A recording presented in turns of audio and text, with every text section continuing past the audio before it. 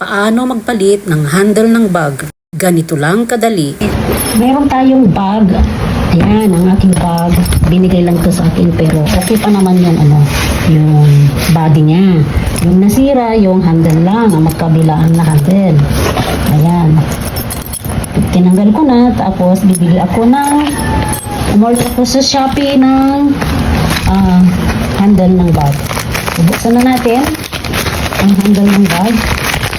Unboxing, unpack. Ayan. Uy. O, diba? Dalawa. Kulay, dark blue. Yan, handle ng bag na ilalagay natin dito. Okay? Okay. Tingnan natin kung kasya.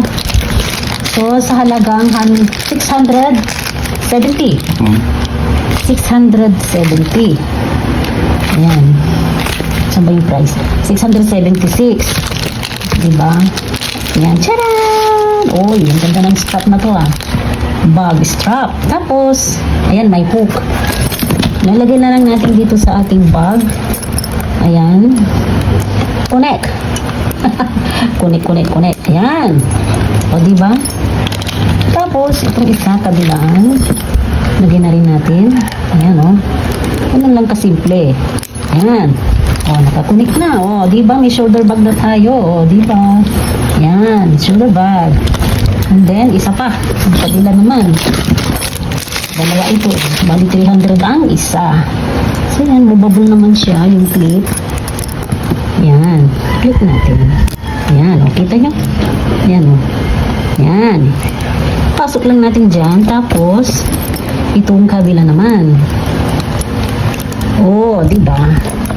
Uy, tingnan nyo. Tingnan mo mabuti, friendship.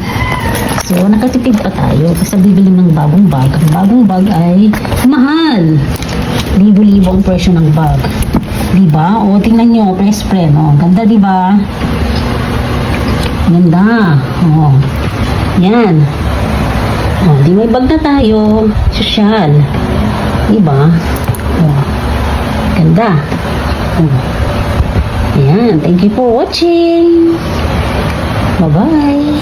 At kung nagustuhan mo naman ang aking tipid tips, like and share. Please don't forget to subscribe. Ang galing, diba?